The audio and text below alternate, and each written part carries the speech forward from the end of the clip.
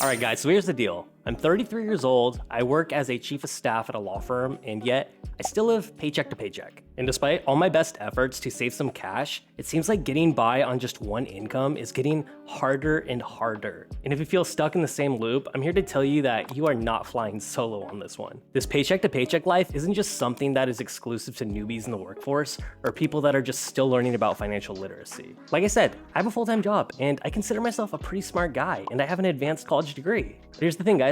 The rising cost of living, student loans, credit cards, unexpected expenses do not care about your fancy job title or your degree.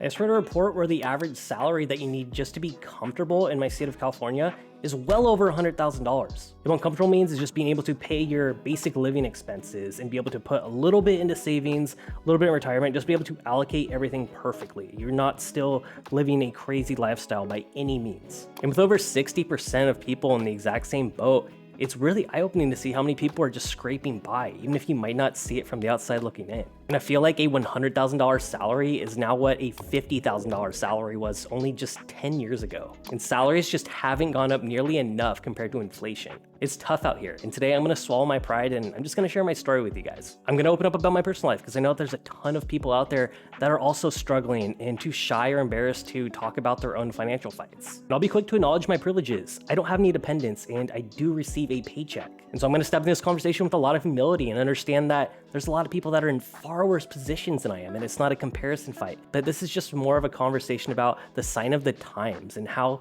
even someone that is making six figures or north of six figures or however much can still have a very hard time surviving in this economy. So let's just get to it. Like many of you, I thought that by the time I was 30 that I would have pretty much everything sorted out. Financial stability, a place of my own, and a savings account that actually had savings in it. And that was the dream. That was the expectation when I was pouring money into a degree that, to be quite brutally honest, hasn't done much in the outside world outside of the relationships and friends that I've built. Turns out reality is more like a theme park ride that you just never want to get on. And I feel like a lot of us have found ourselves in this position because the job market feels like we're in a gladiator arena. The cost of living just will not stop going up.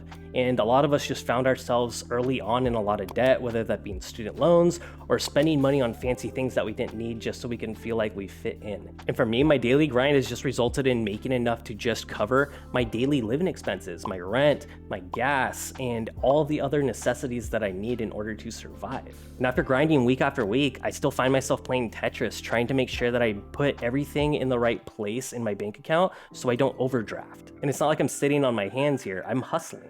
Diving into everything from social media and graphic design and doing side gigs in order to make a little extra money in order to give me just a little bit more wiggle room. And even with those extra side gigs, bringing in some extra cash, after taxes and expenses, it hardly feels like it's even making much of a difference. And just when I feel like I am starting to make some momentum, life will just throw a crazy wrench at you. Take Harper's, for instance. That extra $1,000 that I made that was gonna go towards paying down my student loans is now going towards a car repair that I ultimately need in order to get to those jobs in the first place. And these moments have all revealed a really harsh truth. Our challenges cannot always be solved by simply working harder or getting a higher paying job. A lot of times these better positions require qualifications that just feel out of reach, or they require insane sacrifice. Longer hours or brutal commutes or giving up any idea of having a work-life balance. And so that well-meaning advice of just get a better paying job just glosses over all the systematic issues that we're facing. Getting a better paying job is just a lot easier said than done. It could take people months or even years to accomplish. And during this waiting period, people are either burning through their savings if they even have any,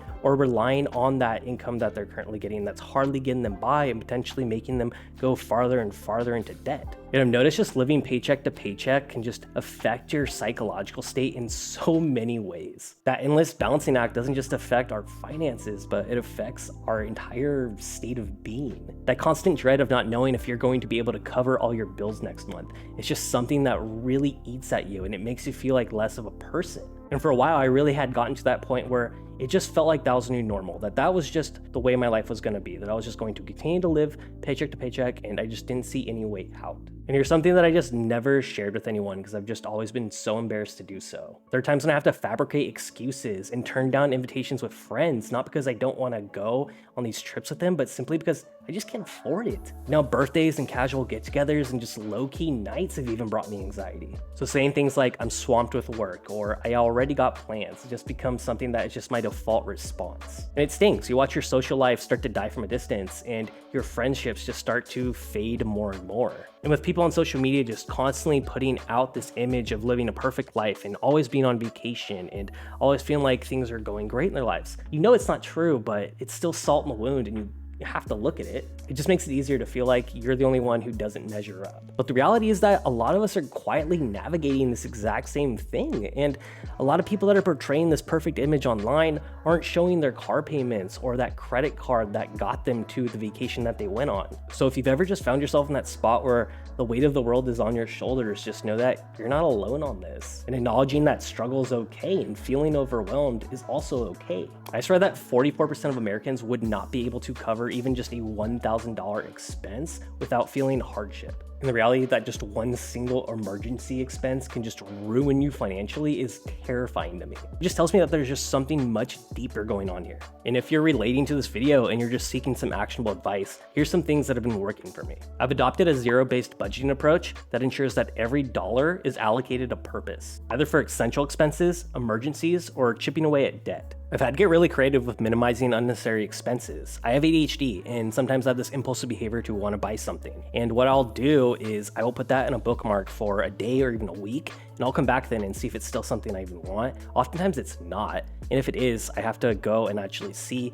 if it's something I could even afford. I'm also continuing to make more of an effort to find ways to bring in additional income. A lot of my time lately has been allocated towards building this YouTube channel that I think with some time could actually be one of those primary resources. And if I'm able to provide that platform for honesty and open discussion about these difficult conversations, then that's great. I've grown out of just trying to look cool for others. Honestly, it's just such a liberating feeling. Thank you guys for watching. This video was tough to make. I usually don't talk about finances. It's one of the things that I kind of shy away from. I'm just not really comfortable with it. But hopefully someone watching got something out of this and they just realized that they're in the same boat as a lot of people, and that just to not feel bad about yourself and don't think that you're less of a person. And this really is something that is a bigger issue than people are being led on to believe. If you do anything for me, just give this video a thumbs up, and hopefully this video can reach more people in doing so. And if you haven't subscribed, maybe consider doing that too. I make new videos every week. I'm grateful for each and every one of you. You got this, and I'll see you in the next video. Later.